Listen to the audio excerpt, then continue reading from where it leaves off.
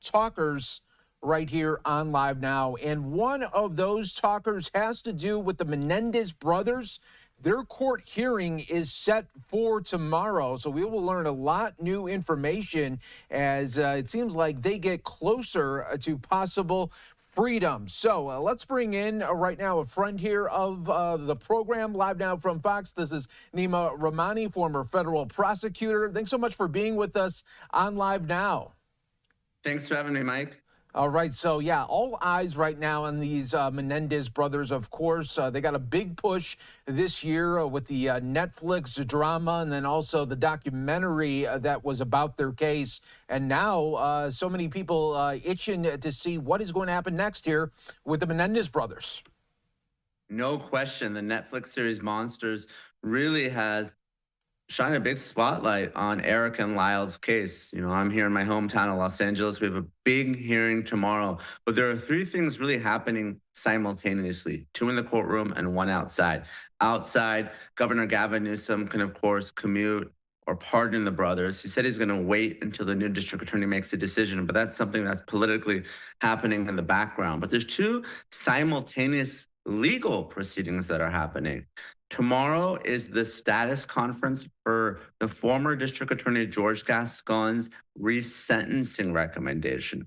He's trying to have the brothers sentenced from life without the possibility of parole to a sentence of 50 years to life in prison. That's important because the brothers were youthful offenders at the time, and under California law, that means they're eligible for parole after 25 years. Of course, they've served 35 years, which means that they could be paroled. Now, the important thing is the status hearing. The real hearing on the resentencing is going to happen on December 11th at the earliest. Well, at that time, we're going to have a new district attorney here in Los Angeles. It won't be former DA George Gascon. Nathan Hochman is going to be sworn in on December 2nd. So the timing of all this matters, and it's still up in the air whether Hochman is going to honor Gascon's resentencing recommendation. Yeah, and that is such an interesting part of all this where really up in the air now when it comes to a whole another DA. And when this was first announced, there was a lot of people in the district attorney's office that were conflicted, right? Some were for this and others, they didn't feel like it was proper. They are really polarizing figures, Eric and Lyle Menendez. You know, on one hand, I believe that they were the victims of sex abuse at the hands of their father, Jose, and that their mother, Kitty, was complicit or helped groom them or cover it up. The question, though, is that a license to kill your abuser? And really, under the law, and under California law, just like most states, being sexually abused is not a license to kill. So I know some folks are arguing self-defense. They're saying that maybe Jose would have killed the brothers if they outed him.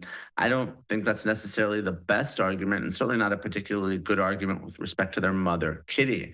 Let's not forget that Eric and Lyle shot and killed their parents while they were sitting on the couch, eating ice cream and watching TV. Not a particularly good self-defense case, which really goes to the brothers' habeas petition. That's the other proceeding that's also happening at the same time. The resentencing in the interest of justice essentially is really amorphous standard that says the brothers have served a long time. They've, by all accounts, been model inmates while in California State Prison, and being victims of abuse, maybe, just maybe, they should get a second chance to be part of the rest of society.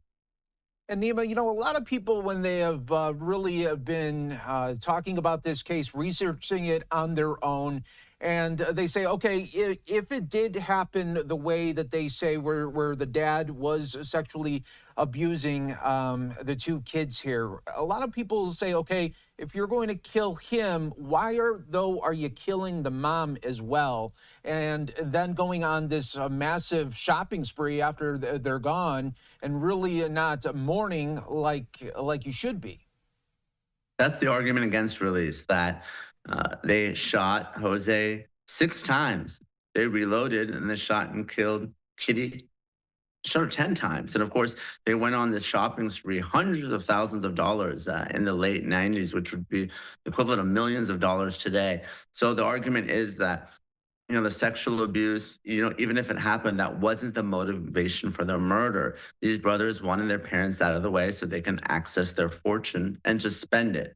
Now, obviously, we don't know what was going on through their minds. Since the time of the conviction, there has been two new pieces of evidence, at least the defense says, that have been really ignored, at least until now. The first being that Jose allegedly molested an individual named Roy Rosello, a member of the Mexican boy band Menudo. And there was a letter that one of the brothers wrote their cousin 8 months before the murder outlining the abuse. So, again, not necessarily saying this will carry the day because the self defense argument is weak, but this is why so many people watching and on social media favor the release of the brothers. And lastly, Neema, if we see the brothers one day walk out of a prison, what does their life look like? And how does, they've spent more time now in jail than they had freedom. So how does that whole really psychology of it all kind of, okay, now you're a free person once again. How does that work for someone when you thought you were going to be spending the rest of your life behind prison? Well, it's not easy, and we've seen it both in real life and in movies. Shawshank Redemption, you see people that have spent their whole life in prison and they can't really live on the outside. I would say, given the celebrity status that these two brothers have, and there's a somewhat similar case, Gypsy Rose Blanchard, she and her boyfriend killed her mother who was abusing her. I wouldn't be surprised if the brothers are indeed released, that we see them on some sort of reality show. There's a lot of celebrities that have come out, Kim Kardashian, Rosie O'Donnell. Obviously, they're here in Los Angeles where a lot of these shows are filmed. I wouldn't be surprised if they have their own show if they're released sometime in 2025. Yeah, that would definitely be a lot of people would be watching, and no doubt about it. Well, Neama Rahmani, thanks so much for breaking it all down for us on the eve of this big hearing that we will see tomorrow. We appreciate it. Thanks, Mike. Big hearing tomorrow. You take care. All right. And we are going to continue on right now and want to provide a little bit more